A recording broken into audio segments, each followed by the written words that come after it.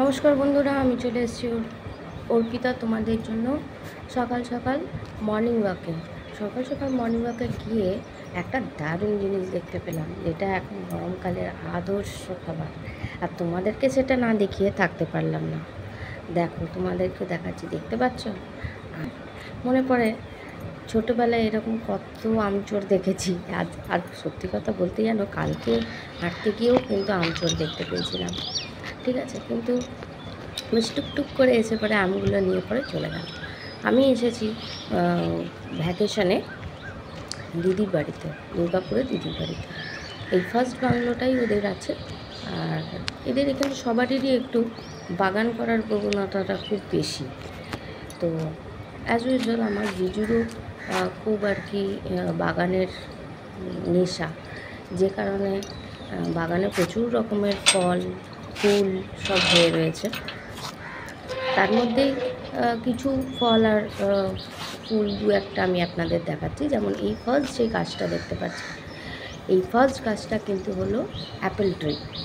ঠিক আছে, নেক্সট দেখুন, এখানে প্রচুর বেলি ফুল, এত বেলি ফুলের গাছ হয়েছে। আর গন্ধে পুরো মোমো করছে। যদি গন্ধটা আপনাদেরকে পাঠাতে পারতাম কুরিয়ার করে, তাহলে সত্যিই খুব ভালো লাগতো।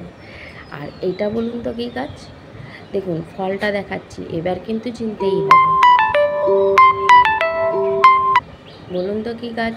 উঁকি মারছে ফলটা, খুব বড় করে না দেখালেও পরে বাকি বাগানটা ট্যুর করাবো।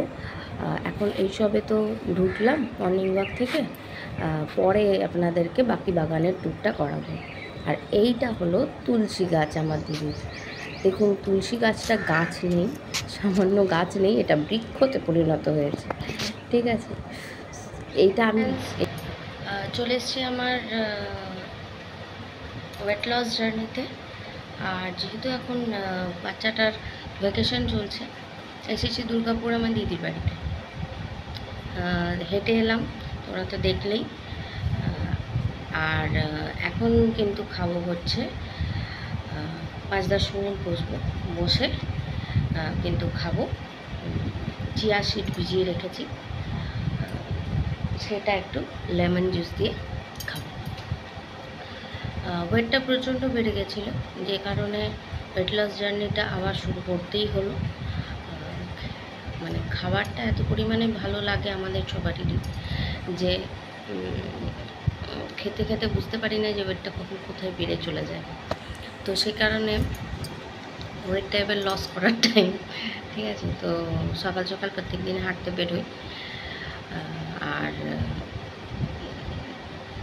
এসে আবার তখন চিয়া সিডটা রিসেন্ট খেতে শুরু করেছি। চিয়া সিডটা খাবো এবারে জল দিয়ে। ঠিক আছে, ওই যে বললাম তোমাদের চিয়া সিড ড্রিঙ্ক, এই যে চলে এসেছি চিয়া সিড ড্রিঙ্ক নিয়ে। সবাই বলে চিয়া সিড ড্রিঙ্কটা কতটা হেল্পফুল বা কতটা কী, তাহলে সেক্ষেত্রে শুধু একটা কথা বলি, চিয়া সিডের গুণাগুণ তো অনেক শুনেছি, সবটাই শোনা, কতটা বাকিটা জানি না। তবে চিয়া সিডটা পেটটা ভরিয়ে রাখে, যেহেতু হাই ফাইবার, পেটটা একটু ভরিয়ে রাখে। ওই মোটামুটি তোমার 2 ঘন্টার মতো পেট, তোমাকে 2-2.5 ঘন্টার মতো তোমার পেট ভরিয়ে রাখবে। ঠিক আছে, তো যখন আমরা স্টার্টিং করছি, সেটা তোমরা ডায়েটের বলো বা ওয়েট লসের জার্নির বলো, তো সেক্ষেত্রে কিন্তু চিয়া সিডটা তোমাদের হেল্পফুল হবে। কারণ পেটটা যেহেতু একটু ভরিয়ে রাখছে, সেহেতু তোমাদের খাবার ক্রেভিংসটা একটু কম হবে। খাবার যে চাহিদাটা কিছুক্ষণের জন্য, 2-2.5 ঘন্টার জন্য তোমাকে একটু রেস্ট দেবে। আর এটার আগে কিন্তু তুমি কিচ্ছু খাবে না, শুধু জল খেতে পারো। সকালবেলা যদি কোনো ওষুধ থাকে খালি পেটে, সেটা খেতে পারবে। আর তারপর চিয়া সিড যেমন খাচ্ছি তেমনি খেতে হবে, সেটা অবশ্যই লেবু দিয়ে। আমি লেবু দিয়েই খাই। এরপর পুডিং করে খাওয়া যায়, আরও কী কী সব দেখাই বাবা, সেগুলো করেও খাওয়া যায়। ঠিক আছে, কিন্তু আমি এমনি করেই খাবার নর্মালি প্রেফার করি, তাতে ঝট করে খাওয়াও হয়ে যায় আর ঝামেলাটাও শেষ হয়ে যায়। তবে হ্যাঁ, একটা কথা সবসময় মাথায় রাখবে, চিয়া সিড কোনো দিন কিন্তু গরম জলে ভিজিয়ে, এটা কিন্তু সবসময় সোক করে খেতে হয়, ওভারনাইট সোক করা এটা। তারপর জল ঢেলে গ্লাসে ভর্তি করে সেই গ্লাসের জলটা খাবে তোমরা, ঠিক আছে? আর ওভারনাইট সোক করে খাবে। আর যদি বাই চান্স কেউ ওভারনাইট সোক করতে নাও পারো, অন্তত 4 ঘন্টার জন্য সোক করতেই হবে। আর আরেকটা যেটা তোমাদের সঙ্গে শেয়ারিং করতে চাই সেটা হলো এটা, যে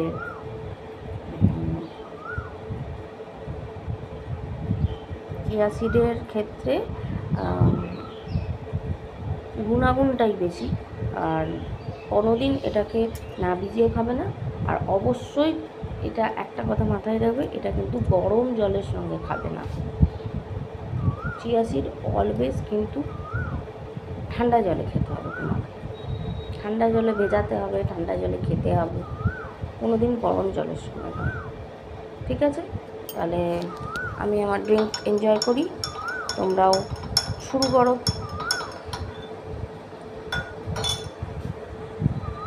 খাওয়া। যে যেটা খাও, কেউ গরম জল খাও, কেউ লেবু জল খাও, কেউ মধু দিয়ে খাও, যে যেটা খাও সে সেটা খেতে পারো। ওকে,